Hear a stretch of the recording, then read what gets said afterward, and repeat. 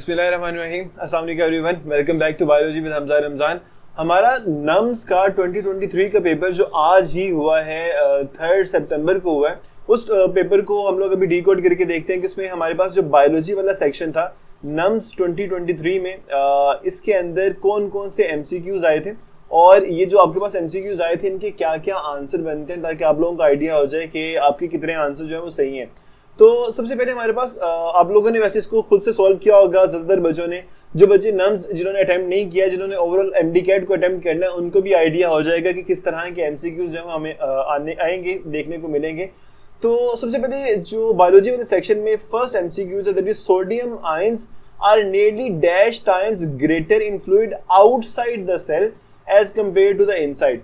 तो बच्चों देखो, आप लोगों ने ये चीज पढ़ी हुई है कि दो अलग अलग हमारे पास आयंस होते हैं, एक सोडियम आयन है, दूसरा पोटेशियम आयन है। पोटेशियम आयन की कंसंट्रेशन सेल के अंदर ज्यादा होती है, सोडियम की कंसंट्रेशन सेल से बाहर ज्यादा होती है। जब हम सोडियम की बात करते हैं तो ये तकरीबन 10 गुना सेल से बाहर ज्यादा होता है as compare to the inside of the cell.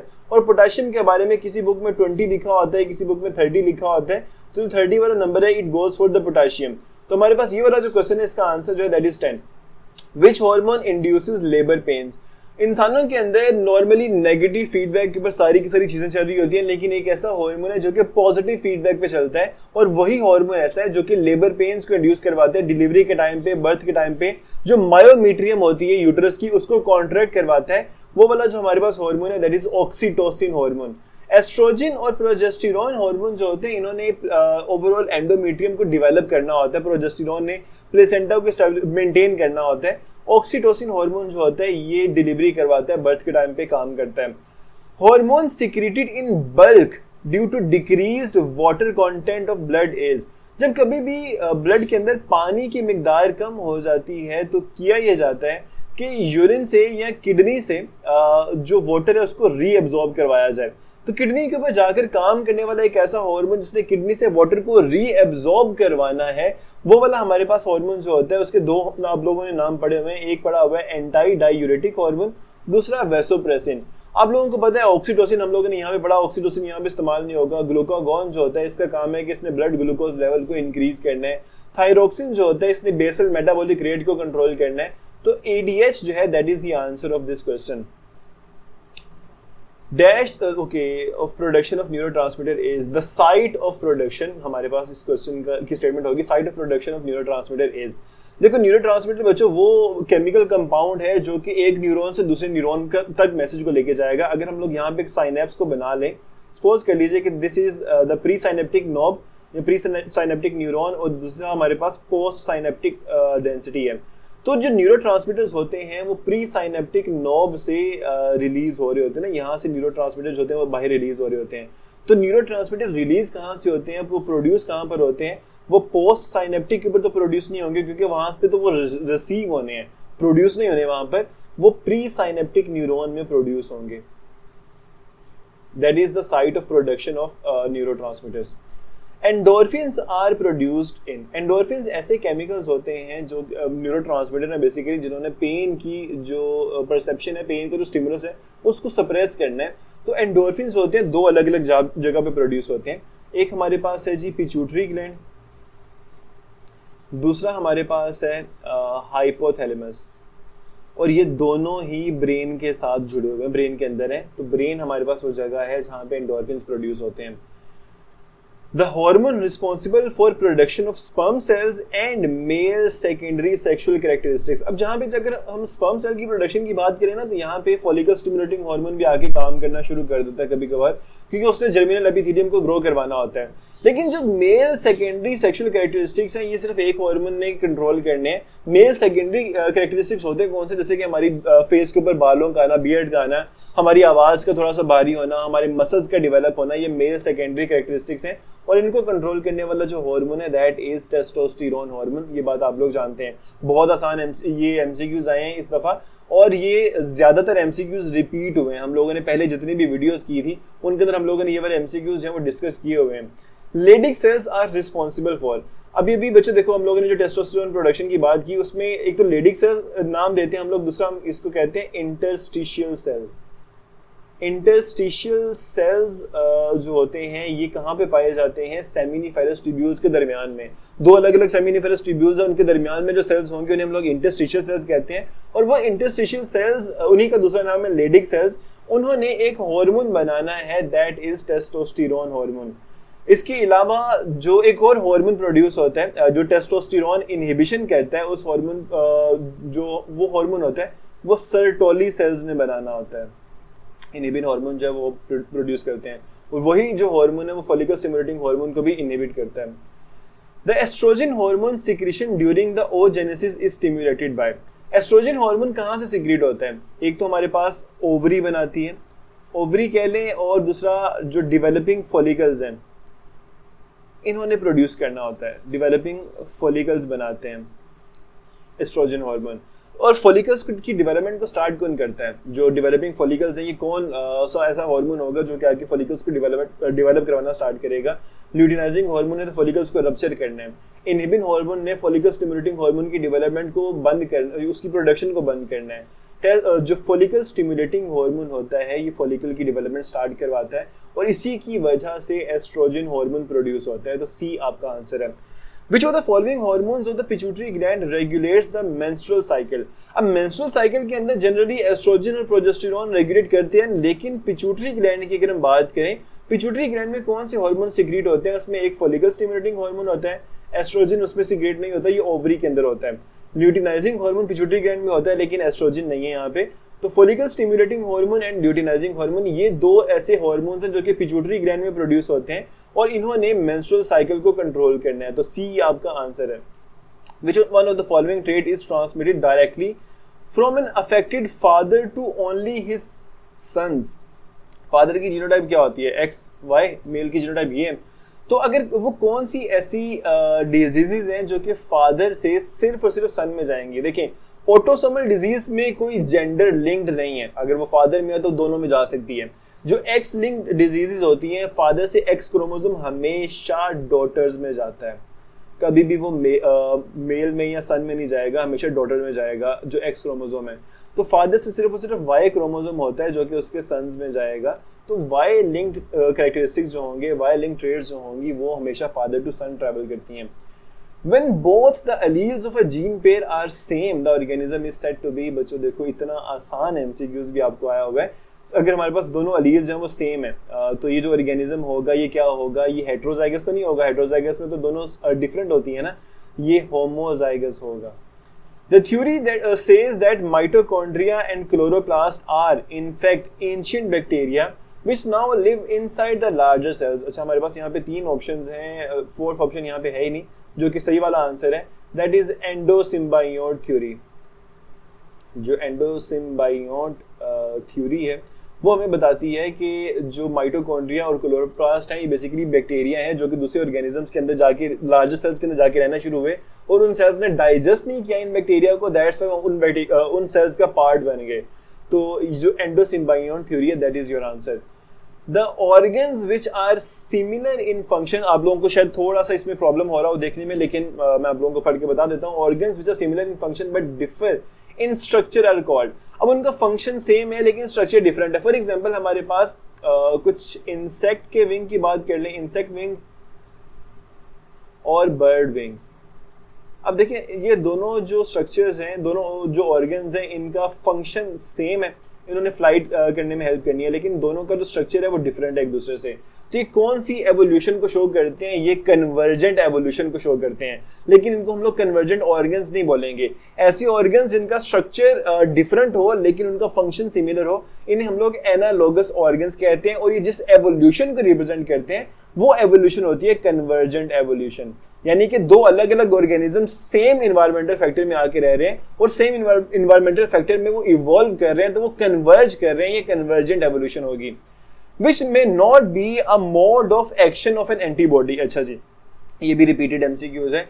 Neutralising an antigen भी काम करना है एंटीबॉडी ने, प्रेसिपिटेटिंग ऑफ एन एंटीजन भी करना है। एंटीजन बेसिकली फॉरेन पार्टिकल है जो किसी दूसरे ऑर्गेनिज्म से हमारी बॉडी में आया, उसे हम एंटीजन कहते हैं। सिक्रीशन ऑफ साइटोकाइंस जो होता है ये लिम्फोसाइट्स ने करना है। तो ये हमारे पास वो पार्ट है जो कि एंटीबॉडी का फंक्शन नहीं है। This is your answer. Phagocytosis को एनहांस करती हैं, तो आपका आंसर सी होगा। Pepsinogen is converted into its active form pepsin by, इसको एक्टिव होने के लिए पीएच रिक्वायर्ड होती है। PH is provided by hydrochloric acid या HCl। HCl वो पीएच प्रोवाइड करता है। प्रोटीयोलिटिक एंजाइम एक्शन इसको एक्टिवेट नहीं करता, डिसॉल्विंग इन म्यूकस एक्टिवेट नहीं करता, हार्मोनल एक्शन भी यहाँ पे नहीं करता। हाइड्रोक्लोरिक एसिड जो है ये इसको एक्टिवेट करने का काम करता है। Intrinsic factor is secreted by, intrinsic factor generally जो कि फैट ग्लोब्यूल्स को एब्जॉर्ब करने में हेल्प कर रहा होता है। ये जो इंट्रिंसिक फैक्टर है ये सिक्रीट होता है पेरिटल सेल से। पेरिटल सेल्स जो होते हैं वो इंट्रिंसिक फैक्टर को सिक्रीट करते हैं, उन्होंने ही हाइड्रोक्लोरिक एसिड को भी सिक्रीट करना था। पेरिटल सेल्स कहाँ पर पाए जाते हैं? पैंक्रियाज या लिवर में नहीं होते, ये स्टमक के अंदर होते हैं। उस स्टमक इंट्रिंसिक फैक्टर को सिक्रीट करता है। The cells which play very important role in developing immunity are, अच्छा जो हमारे पास मोनोसाइट्स हैं ये सेल्स को इंगल्फ करते हैं। जो न्यूट्रोफिल्स हैं, बेसोफिल्स हैं, इन्होंने जनरली जो एलर्जिक रिएक्शंस होते हैं उनके अंदर काम करना होता है। लिम्फोसाइट, टी लिम्फोसाइट्स और बी लिम्फोसाइट्स जो होते हैं ये इम्यूनिटी को डेवलप करने में काम करते हैं। तो सी आपका आंसर। अगेन बहुत से आंसर ऐसे हैं जो कि सी हो रहे हैं। अच्छा, जब इस तरह का कोई सीन होता है ना तो आप लोगों ने ये नहीं परेशान नहीं होना कि यार सारे के सारे आंसर सी क्यों लग रहे हैं, हो सकता है हम लोग गलत कर रहे हो। ऐसा नहीं होगा। आप लोगों ने अपने ऊपर कॉन्फिडेंस रखना है कि भाई आप लोग सही आंसर कर रहे हैं, क्योंकि आंसर बनता ही वो वाला है। तो सी आंसर हो रहे हैं काफी ज्यादा, मैंने खुद नोटिस किया है ये। The digestion of which food component start from oral cavity, हमारे सलाइवा के अंदर एक हार्मोन प्रोड्यूस, सॉरी एक एंजाइम प्रोड्यूस होता है जिसे हम लोग कहते हैं सलाइवरी अमाइलेज एंजाइम। जो अमाइलेज है, अमाइलेज ने किसको डाइजेस्ट करना है? इसने अमाइलोज को डाइजेस्ट करना है। अमाइलोज क्या होती है? ये स्टार्च की एक टाइप है। और स्टार्च क्या है? वो प्रोटीन या फैट या विटामिन नहीं है, वो एक कार्बोहाइड्रेट है। तो अगेन सी वाला आपके पास आंसर आ गया। इससे अगला भी आंसर जो है वो सी होगा। तो vaccination is an example of, vaccination किस चीज की एग्जाम्पल है? वैक्सीनेशन में क्या होता है? हम लोग खुद से एक एंटीजन अपनी बॉडी में इंट्रोड्यूस करवाते हैं। तो ये नेचुरल नहीं होने वाला, ठीक है? ये नेचुरल एक्टिव या पैसिव नहीं होगा। नेचुरल वाले दोनों आंसर गलत हो जाएंगे। एंटीजन हम लोग खुद इंट्रोड्यूस करवा रहे हैं, अब इसके ऊपर हमारी बॉडी खुद एंटीबॉडीज प्रोड्यूस कर रही है। तो एंटीबॉडी अगर हमारी बॉडी में प्रोड्यूस हो तो ये एक्टिव इम्यूनिटी होती है। अब ये आर्टिफिशियल भी है और एक्टिव भी है। तो अगेन आपके पास सी वाला आंसर जो है एक्वायर्ड या आर्टिफिशियल एक्टिव इम्यूनिटी जो होती है दैट इज वैक्सीनेशन। अच्छा, यहाँ पे हमारे पास आगे क्वेश्चन आता है the heart chamber from where aorta originates. Aorta कहाँ से निकलती है? जब हमारा लेफ्ट वेंट्रिकल कॉन्ट्रैक्ट करता है तो ब्लड पूरी बॉडी में जाना होता है, और एओर्टा वो ब्लड वेसल है जिसने पूरी बॉडी में ब्लड को भेजना है, तो वो लेफ्ट वेंट्रिकल से निकलती है। चलो शुक्र है यहाँ पे सी वाला आंसर जो है वो नहीं हुआ। Pubic symphysis and intervertebral disc are examples of. अच्छा जी, प्यूबिक सिम्फाइसिस जो होता है ये दो अलग अलग जो प्यूबिक बोन्स हैं, पेल्विक बोन्स हैं, उनके दरमियान में जो जॉइंट होता है वो कौन सा जॉइंट है? सेकेंडरी कार्टिलेजिनस जॉइंट होता है। वो इंटरवर्टिब्रल डिस्क के अंदर भी, हमारे जो वर्टिब्रल कॉलम है उसके अंदर भी कार्टिलेजिनस जॉइंट्स होते हैं जो बहुत थोड़ी मूवमेंट अलाउ करते हैं। तो सी अगेन आपके पास ये जो आंसर है इसका सी वाला होगा।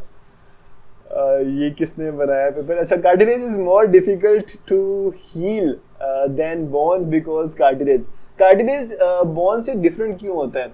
कार्टिलेज अगर रप्चर हो जाए, डैमेज हो जाए तो उसको हील करना मुश्किल क्यों होता है? क्योंकि देखिए इसमें ब्लड सप्लाई नहीं होती।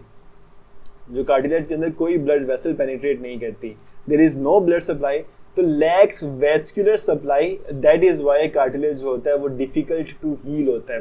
ठीक है, इसमें मिनरल डिपॉजिट होते हैं, इतने ज्यादा डिपॉजिट नहीं होते जितने बोन में होते हैं, लेकिन वो शुरू से ही नहीं होते, उसकी हीलिंग के अंदर उसका कोई ताल्लुक नहीं है। Has less number of cells deep down, ये भी इसकी रीजन नहीं है। लैक्स प्रोटीन इन मैट्रिक्स, ये ट्रू ही नहीं है, उसके मैट्रिक्स में कोलाजन प्रोटीन होती है। Which feature is absent from cardiac muscles? Intercalated disc, ये तो कार्डियक मसल का अपना फीचर है, बाकियों में नहीं पाया जाता, तो दैट इज ये होता है उनके अंदर। मल्टी न्यूक्लियर सेल के बारे में अभी हम लोग थोड़ा सा बाकी ऑप्शंस को देखते हैं, फिर इसकी तरफ आते हैं। लाइट एंड डार्क बैंड्स, उसके अंदर स्ट्राइएशंस होती हैं।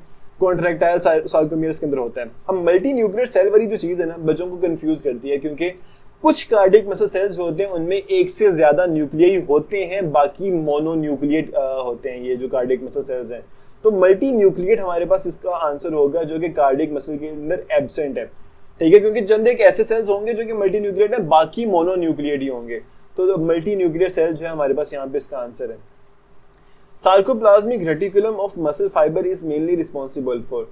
तो मसल का जो सार्कोप्लाज्मिक रेटिकुलम है ये जनरली स्मूथ एंडोप्लाज्मिक रेटिकुलम वाला होता है, जिसने ये lipid smooth endoplasmic reticulum lipid metabolism करता है। लेकिन मसल का जो सार्कोप्लाज्मिक रेटिकुलम है उसने लिपिड मेटाबॉलिज्म तो अपने हद तक करना ही करना है जितना वो करेगा।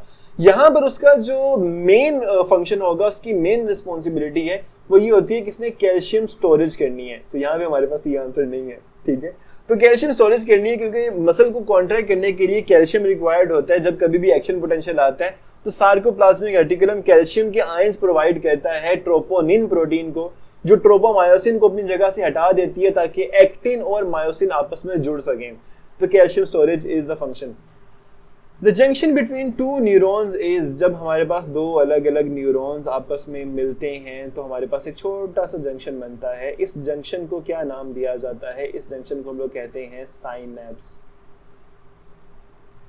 तो इम्पल्स नहीं है, इसका आंसर साइनैप्स है। Which hormone is chemically a steroid? जो एडीएच है ये पेप्टाइड हार्मोन है। ओके, जो थायरोक्सिन है ये मॉडिफाइड अमाइन हार्मोन है, अमीनो एसिड डेरिवेटिव है। कोर्टिसोन निकलता है एड्रीनल ग्लैंड से, और एड्रीनल कॉर्टेक्स के जो हार्मोन्स होते हैं वो स्टीरॉइड्स होते हैं। तो ये स्टीरॉइड हार्मोन है।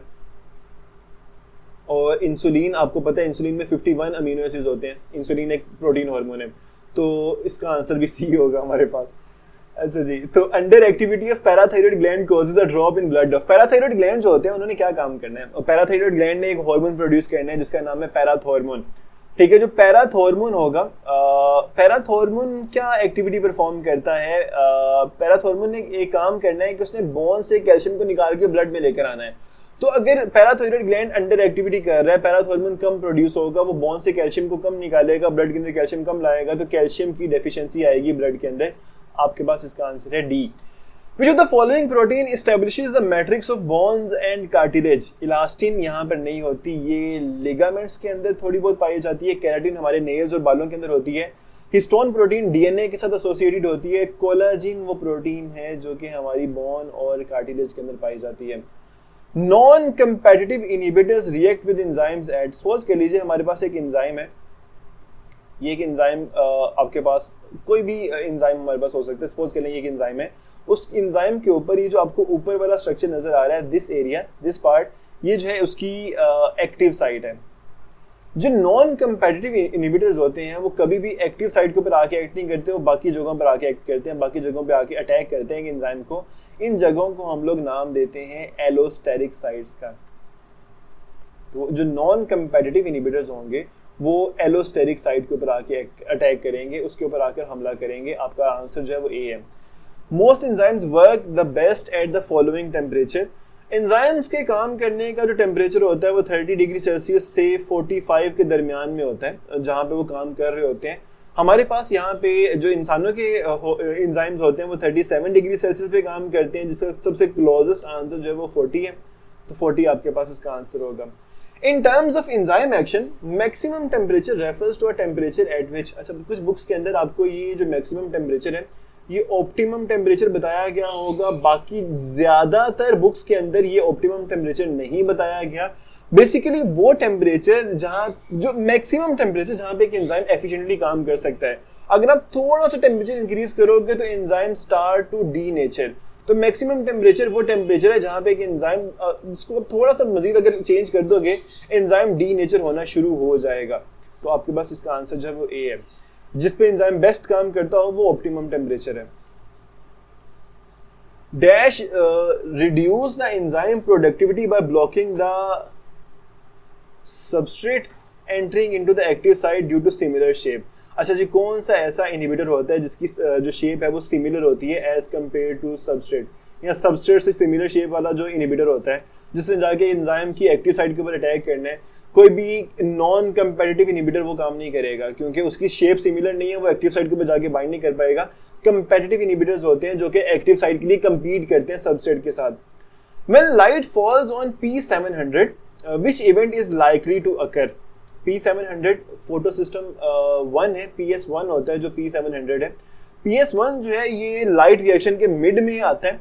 इसने फोटोलाइसिस नहीं करनी, वो P680 करता है। P680 के ऊपर जब लाइट फॉल करती है वो ऑक्सीडाइज हो जाता है, उसने फोटोलाइसिस करनी है, हाइड्रोजन इसने गेन नहीं करना। जब लाइट आकर इसके ऊपर फॉल करेगी इसका एक इलेक्ट्रॉन निकल के बाहर चला जाएगा, यानी कि इट इज गेटिंग ऑक्सीडाइज्ड।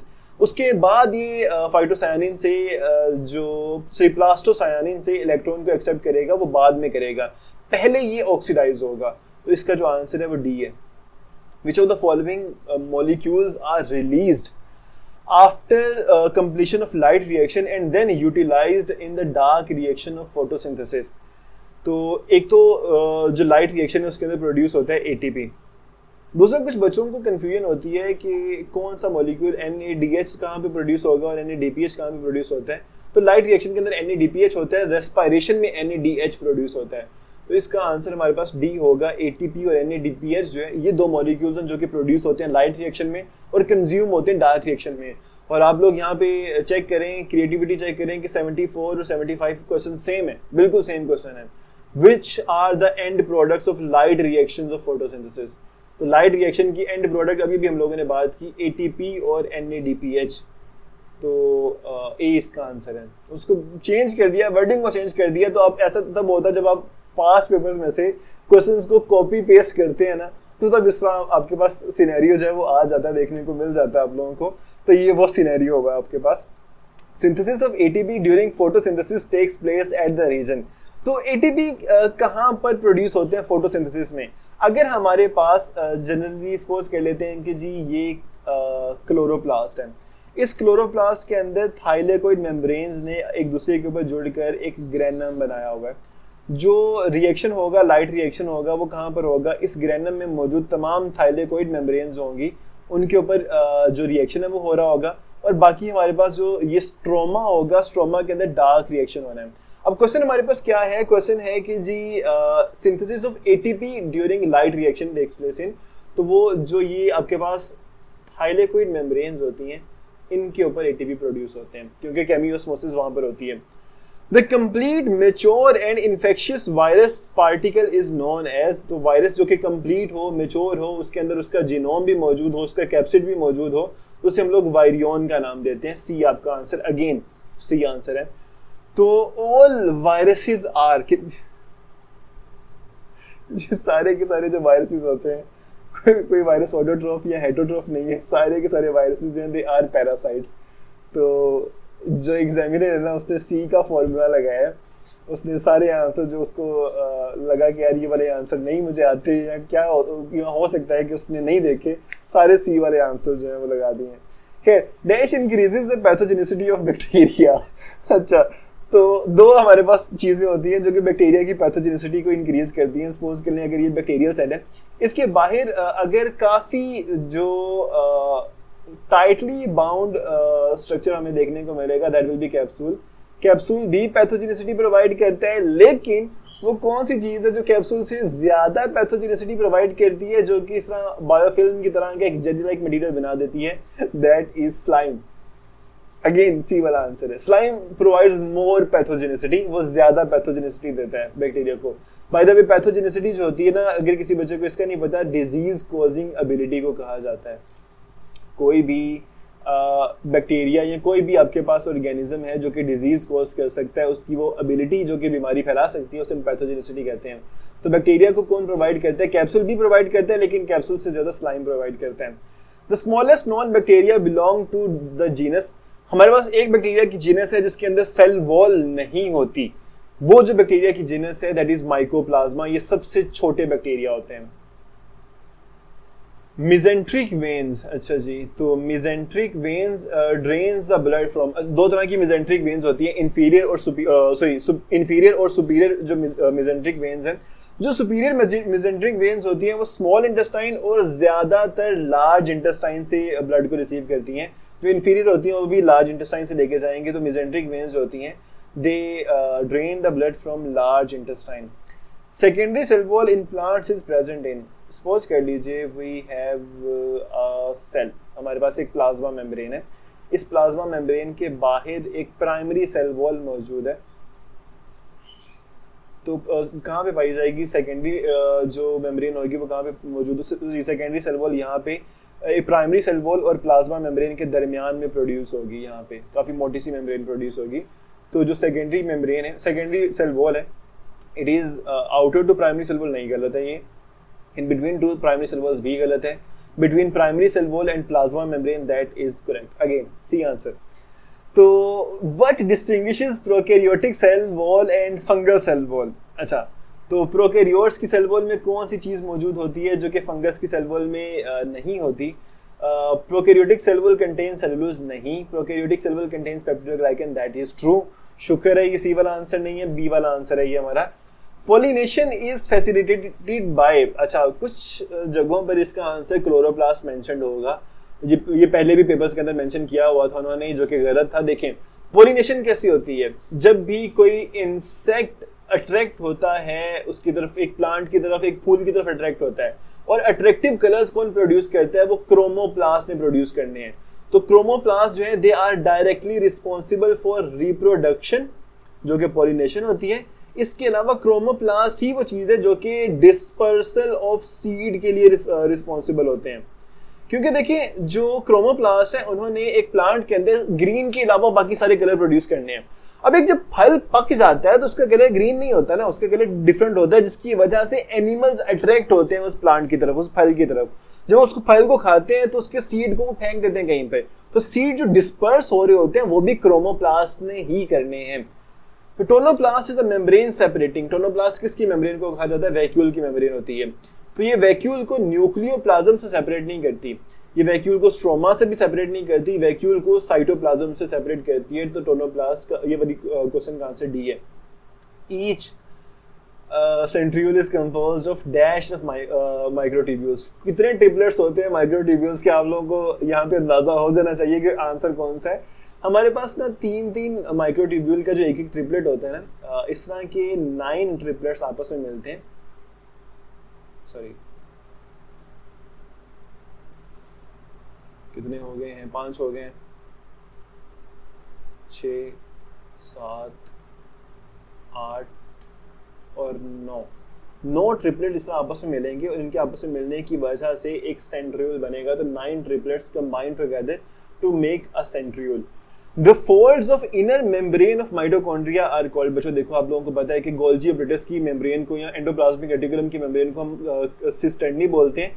जो माइटोकॉन्ड्रिया उसकी मेम्ब्रेन को हम लोग क्रिस्टी का नाम देते हैं। मीजोसोम जो होता है ये बैक्टीरिया में पाए जाते हैं। बैक्टीरियल मेम्ब्रेन जब इनफोल्ड बनाती है तो उसे मीजोसोम कहते हैं। इस क्वेश्चन का आंसर हमारे पास बी है। According to the fluid mosaic model of cell membrane which zone is embedded inside. तो अगर हम लोग यहाँ पे फ्लूइड मोज़ेक मॉडल का छोटा सा स्ट्रक्चर बना के देखें, जिस तरह का भी बन गया हमसे जल्दी में, तो सपोज कर लें ये फ्लूइड मोज़ेक मॉडल है, इसमें फॉस्फोलिपिड जो है उसकी बाई लेयर है, 2 लेयर्स हैं। तो अंदर वाली साइड पे कौन सा हिस्सा एम्बेड हुआ होता है? जो फैटी एसिड टेल्स होती हैं वो अंदर वाली साइड पे एम्बेड हुई होती हैं। जो फैटी एसिड टेल्स हैं ये कौन सी, क्या ये हाइड्रोफिलिक है? हाइड्रोफिलिक तो नहीं है ये क्या है? ये हाइड्रोफोबिक है। हाइड्रोफोबिक है, पानी के साथ इंटरेक्ट नहीं कर सकती, that is why they are embedded on the inside. Select the one which is not a function of smooth endoplasmic reticulum. अच्छा जी, क्या स्मूथ एंडोप्लाज्मिक रेटिकुलम जो मेटाबॉलिज्म करते हैं लिपिड्स का करते हैं, वो इंपल्सेस को ट्रांसमिट भी करते हैं नर्व सेल्स के अंदर। उन्होंने मटेरियल्स को ट्रांसपोर्ट, वो सारे के सारे जो एंडोप्लाज्मिक रेटिकुलम है वो करते हैं। उन्होंने ग्लाइकोप्रोटीन्स को प्रोसेस नहीं करना, ये वाला फंक्शन उनका नहीं होता। सेल मेम्ब्रेन ऑल्सो कंटेन, पता नहीं आगे क्या है, जो कि एक्टिव और पैसिव ट्रांसपोर्ट करते हैं। तो बेसिकली ये जो 4 वर्ड आपके पास है, cell membrane also contains, cell membrane के अंदर पैसिव और एक्टिव ट्रांसपोर्ट करने के लिए चार्ज्ड पोर्स होते हैं। बेसिकली ये काम करने के लिए चार्ज्ड पोर्स होते हैं। मुझे पूरा का पूरा क्वेश्चन यहाँ पे नजर नहीं आ रहा, तो हो सकता है इसका आंसर डिफरेंट हो, लेकिन मोस्ट लाइकली इसका जो आंसर है वो चार्ज पोर्स ही होगा। Dash are spherical sacs surrounded by a single membrane and contain hydrolytic enzymes। जो हमारे पास कौन सा, ये भी पास्ट पेपर का क्वेश्चन है जो कि रिपीट हुआ है। तो हमारे पास बच्चों जो स्फेरिकल सैक है यानी कि गोल गोल ऑर्गेनेलीज हैं जिनके अंदर हाइड्रोलिटिक एंजाइम्स होते हैं। ये माइटोकॉन्ड्रिया तो नहीं हो सकता, गोल्जी बॉडीज भी नहीं हो सकता, ये लाइसोसोम होगा जो कि फूड को डाइजेस्ट करने का काम करते हैं। Most abundant organic compound in mammalian cell is, water की परसेंटेज वैसे तो 70% होती है लेकिन ये इनऑर्गेनिक है। ये ऑर्गेनिक नहीं है। तो ऑर्गेनिक कंपाउंड, अगर मेमेलियन सेल की बात कीजिए तो प्रोटीन्स होते हैं वो 18% होते हैं टोटल सेल का पार्ट जो है। तो प्रोटीन्स होंगे जो कि मोस्ट अबंडेंट ऑर्गेनिक कंपाउंड्स होंगे सेल के अंदर। इसके बाद हमारे पास thermal stability of organisms in the environment is because of which characteristic of water. Copy paste हुए हैं ये वाले एमसीक्यूज। तो ये वाली हमारे पास जो थर्मल स्टेबिलिटी होती है, आप लोगों ने इंपॉर्टेंस ऑफ वाटर में पढ़ा होगा, दो चीजें पढ़ी होंगी आपने, एक हीट कैपेसिटी पढ़ी होगी, दूसरी आप लोगों ने हीट ऑफ वेपराइजेशन पढ़ी होगी। तो हीट कैपेसिटी कि आप पानी को टेम्परेचर दो लेकिन उसका टेम्परेचर इंक्रीज ना करे और वो टेम्परेचर को वैसे एब्जॉर्ब कर ले, ये वाली जो उसकी प्रॉपर्टी होती है वो थर्मल स्टेबलाइजेशन का काम करती है। टेम्परेचर पानी का इंक्रीज क्यों नहीं कर रहा है? क्योंकि ज्यादातर एनर्जी जो है वो हाइड्रोजन बॉन्ड्स को तोड़ने में यूज हो रही है। तो सॉल्वेंट प्रॉपर्टी तो टेम्परेचर को स्टेबलाइज करने में हेल्प नहीं कर सकती, आयोनाइजेशन भी नहीं कर सकती, हीट कैपेसिटी करेगी। Carbon hydrogen bonds in lipids are important. CH bond क्या काम करने में इस्तेमाल होते हैं? ये जब भी टूटते हैं तो इनमें से एनर्जी निकलती है। तो लिपिड के अंदर प्रोटीन और कार्बोहाइड्रेट की निस्बत डबल अमाउंट में ही मौजूद होते हैं, तो they provide more energy. These carbohydrates are sweetest among all carbohydrates. So we all know that monosaccharides सबसे छोटे कार्बोहाइड्रेट्स होते हैं, ये सबसे ज्यादा मीठे होते हैं। तो इसका जो आंसर है दैट इज ए। तो बच्चों ये हमारे पास नम्स 2023 का एग्जाम है जो कि आज 3 सितंबर को ही हुआ है। ये आपके जितने भी 55 एमसीक्यूज थे बायोलॉजी वाले, इनमें से तकरीबन 35 एमसीक्यूज आपके रिपीट हुए हैं। ठीक है, अगर 20 एमसीक्यूज न्यू भी आए हैं तो वो एग्जामिनर ने सी का फॉर्मूला लगा के आपको दिए हैं, तो आपको खैर आइडिया हो गया होगा कि आपके कितने एमसीक्यूज सही थे। होपफुली सभी बच्चे जिन्होंने एग्जाम दिया था वो किसी ना किसी तरह से इसमें कामयाब जरूर होंगे। अल्लाह पाक आप सभी को कामयाब करे। अगर कोई बच्चा ऐसा हो जो कि इसमें सक्सेसफुल नहीं हो पाता, खुदा ना खास्ता ऐसा होता है कि आप अगर ये पेपर क्लियर नहीं कर पाते, आपने परेशान नहीं होना। अगर एक दरवाज़ा बंद होता है तो भाई और बहुत खुल जाएंगे आपके लिए। ठीक है, तो अल्लाह पाक आप सभी को कामयाब करें। इंशाल्लाह आपसे नेक्स्ट वीडियो में मुलाकात होगी। बच्चों अपना ढेर सारा ख्याल रखिएगा। टेक केयर, अल्लाह हाफिज़।